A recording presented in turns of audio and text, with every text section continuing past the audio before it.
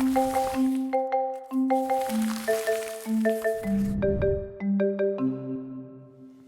this was a doozy.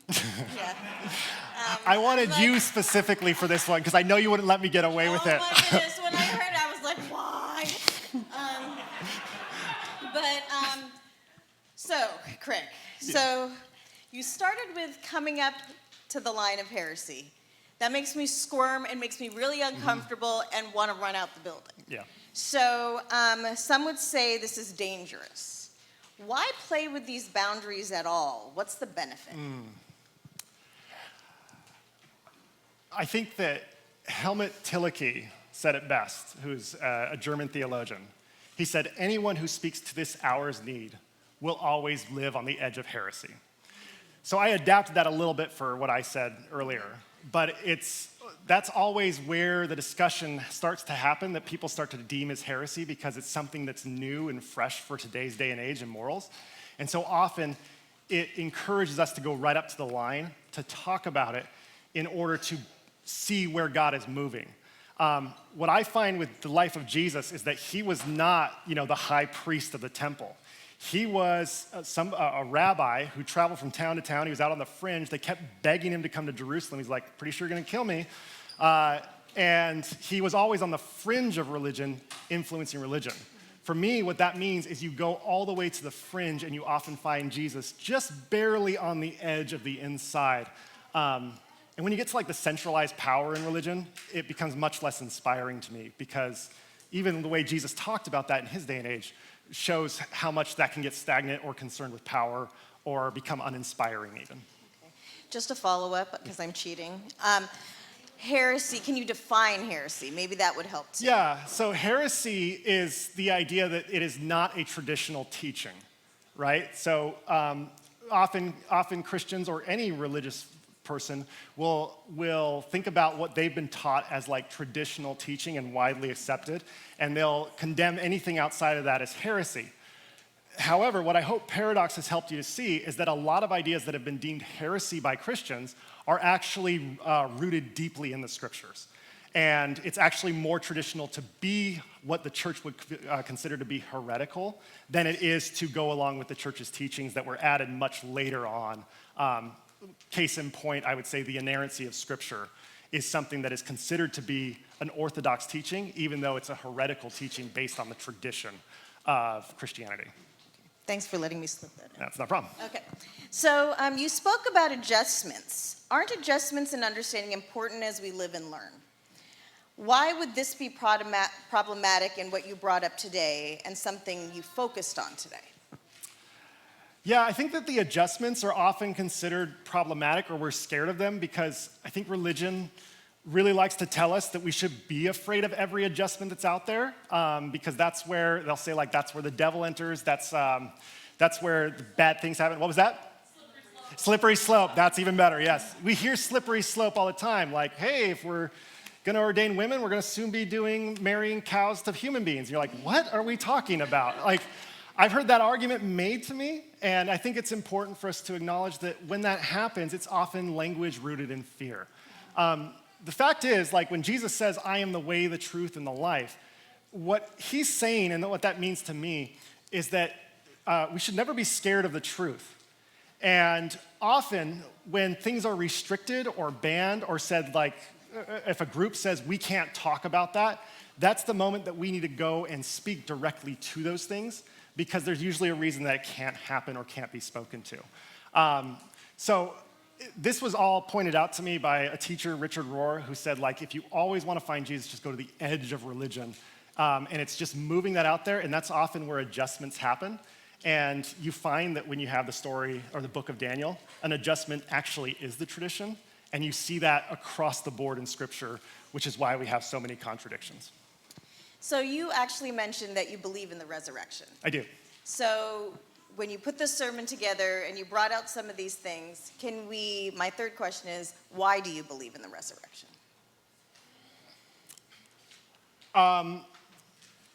Great question. I would say to that, there are days I haven't believed in the resurrection. I would love to tell you that every day I'm like, yes, I know for sure it's happening. But belief is much more like waves than it is like a solid foundation, essentially. I've heard Anne Lamott say that the opposite of faith is not doubt. The opposite of faith is certainty. And I think that's important to remember if anybody's like, I just don't know if it exists today. It's okay. We all have certain doubts or days that we don't believe things or struggle with something that was so easy just a few years ago. For me, when it comes to this resurrection, the days that I've, not felt it or not believed in it are usually days that are darker or days that are more difficult to face. And so for me, it is more than anything like a real hope that keeps me going. When I hear the news today that's discouraging, it reminds me that the promise of our tradition is that God will make things better in some way, shape, or form. And so I've found that my life is more enjoyable and I'm able to love more if I trust that hope more frequently than if I don't. So that's why I say I believe in it, but I don't want to give anyone the illusion that it's like every day it's like a consistent flat thing. There are some days I really believe it, some days I don't, but I would say consistently I fully believe it and I trust it, and going through those days of doubt has inspired me to trust it even when I feel like I can't. So that's what I've learned with all of that. Oh, thank you. So shall we get to some questions?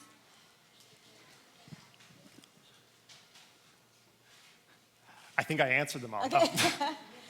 Will Hitler be in your idea of heaven? Okay. Here's the answer. I have no idea. And here's the great part. I don't have to stress about it. It's not up to me who's in heaven and who's not. Now, is it possible? Yes. Would I say for sure? No. But this is the thing. I have in a sense that there would be somebody in heaven that I would not allow in. And so that challenges me to be more loving. And so while I don't know the specifics, I really appreciate this question. While I don't know the specifics of it, I think that talking about how it influences me today is more important. And if I could move Christianity or help move Christianity to talk about how it impacts us today rather than the specific mechanics of 1,000 years here or 10,000 years there, whatever it is, I think that that's really what following the teachings of Jesus is specifically in regards to heaven. Great question. So who gets to decide what is and is not heretical? No one knows. That's the thing. You know what? The most inspiring part of the story of Jesus is that there's very clearly the people who get to decide what's heresy and what's not. They're called the Sanhedrin, they're called the Pharisees, they're called the high priest, right? You go to them and you're like, I'm struggling with clarity, can you help me? And they would say, well, this is heresy, this is not. This is holy and this is profane. Very clear, right? So they had all these rules that were in place, written in the book of Leviticus as to what was clean and what was unclean. And so they drew these boundaries around what was actually following God. And what I love about the story of Jesus is that you can always find Jesus outside those boundaries. So the whole idea is if you want to find Jesus, figure out what religion's condemning and go hang out with those people. Because the whole idea is that Jesus is beyond the boundaries that religion tries to enforce when religion says like they're not children of God or anything like that. Go spend time with them because the promise of the gospel is that you'll find Jesus there. So what about you said today was heretical? Oh, that's such a nice question. So Brandon Herman's our sound guy back there. He's actually run sound for whatever ministry we've done since 2009.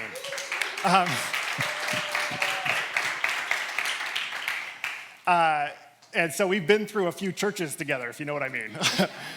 And one thing that I will say frequently to him before we start Paradox is I would say, there's no way I could say this at another church. And we'd name a specific church. And I tell you that because it reminds us of what our calling is, of like, we're called to speak things that are difficult to speak at other churches. As far as why that's heresy specifically, the whole idea is that you are supposed to stand up as a preacher and say, I know for sure, that Jesus is coming back and there will be a literal resurrection. And if you believe and you believe and you believe, you can be in heaven. I think it's more interesting if you let a little doubt into that. And by a little, I mean just saying like, it's okay if you don't believe in the resurrection. I don't think Jesus went around saying like, this is how you get into heaven, is you believe in this event. And so most Christians feel that way, that this is a non-negotiable, that you have to believe in the resurrection to be Christian. I just read the Bible and I have a hard time getting there for the reasons I laid out a few minutes ago. So if heresy is determined by its relationship to tradition, then how can we reshape and redefine tradition? I really believe it's relationships. I don't think that releasing edicts on whatever the current medium of the day, like TikTok, will solve this problem. I think that it's building relationships with each other, walking through these questions, not condemning someone who questions things like this, but instead journeying with them every step of the way. I think it just changes one relationship at a time, because I think God at God's core is ultimately relational. And so you can always go back to that. I think that if any of us feel the burden to change like the Christian church of 2 billion people, we'll probably be pretty discouraged pretty soon. So I think it's much better to focus on the relationships that are in front of you and then go from there. So that's what I would say. How many more questions do we have, Thomas?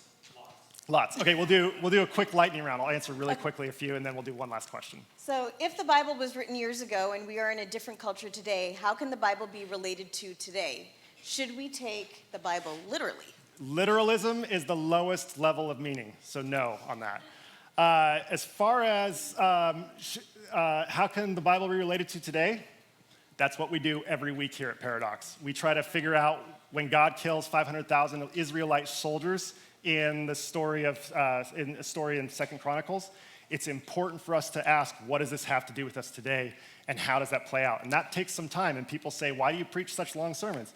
Well, the answer is it's really confusing to know what to do when God's killing 500,000 Israelite soldiers. So we try our best to bring it in today's context. Some weeks are better than others, and we go from there. So what does your idea of heaven look like? Harps, clouds and harps, 12 pearly gates, gold, silver, whatnot. I picture it being just man, what a great question. More than anything else, I experience heaven here on earth when there's just this indescribable collision of the human and the divine. So whatever that is will be what heaven is for me, in the fact that it will be very human and very eternal, very God-breathed, very God-ordained. There will be these eternal ideas that are just, you can tap into, just like when you have an awakening here on earth. I would consider that's what heaven is like, so it would be human and divine, so. What if I don't want to go to heaven, be resurrected? I would say that the whole message of God in relationship with us is consent. This is not God enforcing God's will on people. You can find stories of that, and usually it's rulers who want to say God is enforcing their will on you, just like I want to. But if you look closely at the stories that are really inspiring in Scripture, it's the stories where God is waiting for consent or asking for people to be part of something bigger rather than forcing them to be part of something. One more? Yeah, let's do one more question. You talked about entrance to heaven regardless of religion. Do you think people of other religions will see a different vision of deity when entering?